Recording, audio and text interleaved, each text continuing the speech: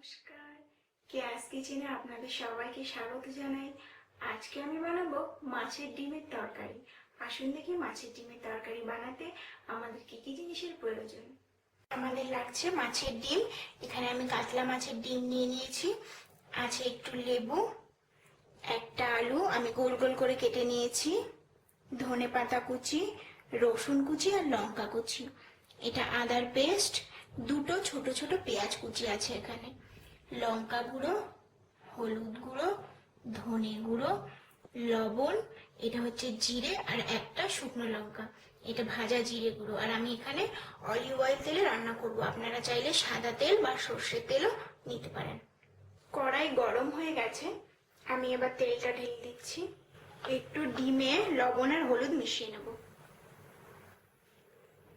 একটু লবণ, একটুখানি লঙ্কা গুঁড়ো, অল্প একদম, আর একটু লেবুর রস দেবো। বাকি লেবুর রসটা পরে দেবো, এখন অল্প একটু দিলাম।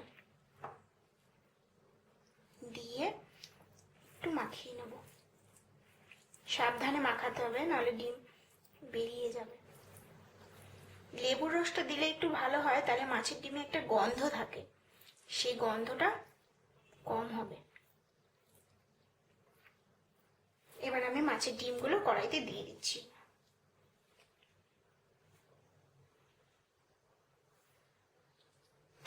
আস্তে আস্তে ভাজতে হবে। মাছের ডিম কিন্তু ভাজার সময় একটু ফোটে, সেটা খেয়াল রাখতে হবে। এবার আমি ডিমটা একটু উল্টে দেব। এই পাশটা ভাজা হয়ে গেছে, আস্তে করে এই পাশটা উল্টে দিলাম। এই পাশটা একটু ভাজা হোক। ডিমটা ভাজা হচ্ছে, ততক্ষণ আমি আলুতে একটু নুন আর হলুদটা মাখিয়ে নিই। একটু হলুদ আর একটু লবণ দিয়ে মাখিয়ে রাখি। ডিমটা ভাজা হয়ে গেছে, আমি তুলে ফেলবো। আপনারা চাইলে আলু যে কোনো ভাবে কেটে নিতে পারেন, আমি একটু গোল গোল করে এখানে কেটে নিয়েছি। এবার আমি ডিম ভাজাটা তুলে নেব। এবার আমি এই তেলে আলুটা দিয়ে দেব।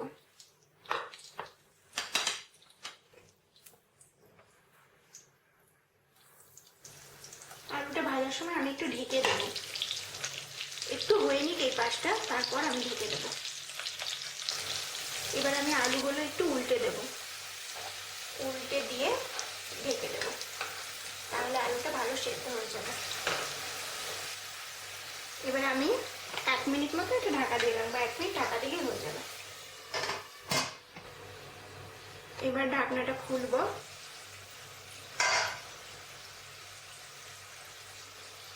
দেখুন আলু সেদ্ধ হয়ে গেছে, আমি আলুগুলো তুলে নিচ্ছি। এবার আমি এর মধ্যে দেব এই জিরে আর শুকনো লঙ্কাটা। এবার আমি এর মধ্যে এই পেঁয়াজ কুচিটা ঢেলে দেব।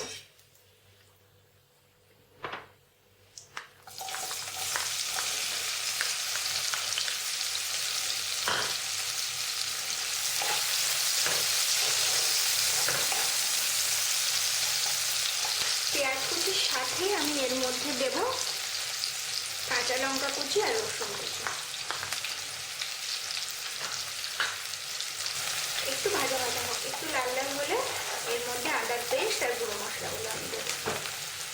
এবার আমি একটা বাটিতে সব গুঁড়ো মশলাগুলো জলে গুলিয়ে নেব, তাহলে মশলাটা পুড়বে না। প্রথমে হলুদ, ভাজা জিরে গুঁড়ো, ধনে গুঁড়ো, লঙ্কা গুঁড়োটা বুঝে দেবেন, যে যেরকম ঝাল পছন্দ করবেন সেই হিসেবে।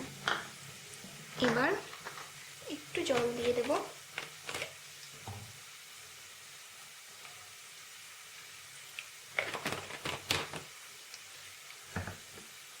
জল দিয়ে এটা একটু গুলিয়ে নেব, তাহলে এই মশলাটা পুড়ে যাবে না তেলে দেওয়ার সাথে সাথে। পেঁয়াজ ভাজা হয়ে গেছে, এবার আমি এর মধ্যে এই আদা বাটাটা আর এই যে মশলাটা জলে গুলিয়ে রেখেছিলাম সেই মশলাটা মিলিয়ে দেবো।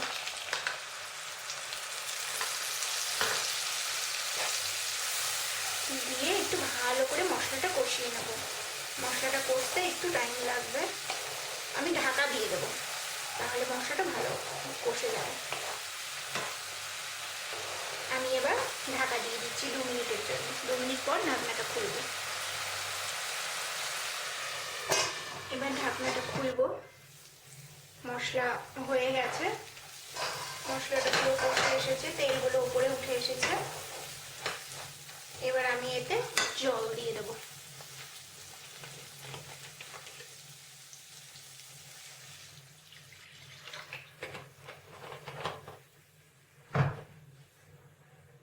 এবার আমি লবণ দেবো, আমি একটু লবণ দিইনি, একবারে লবণ দিয়ে দেবো। এবার আমি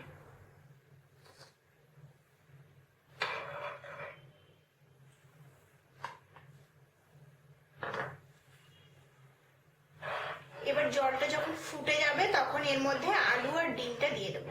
আলু আর ডিমটা দিয়ে একটু ঢেকে দেবো। জলটা একটু ফুটতে টাইম লাগবে, ততক্ষণ জলটা একটু ফুটে নিই। এই দেখুন জল ফুটে গেছে। এবার আমি এর মধ্যে ডিম আর আলুটা দিয়ে দিচ্ছি।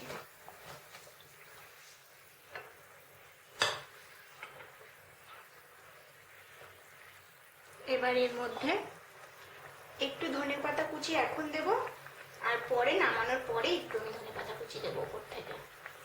আর যে লেবুটা রেখেছিলাম একটুখানি, সেই লেবুর রসটা এখন দিয়ে দেবো।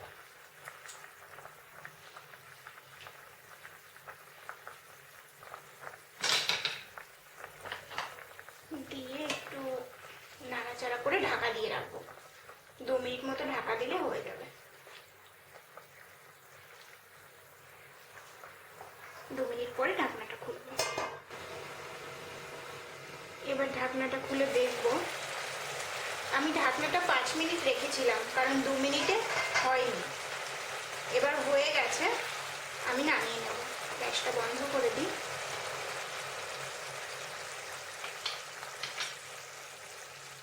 তুমি ডিমগুলো তুলে নিই।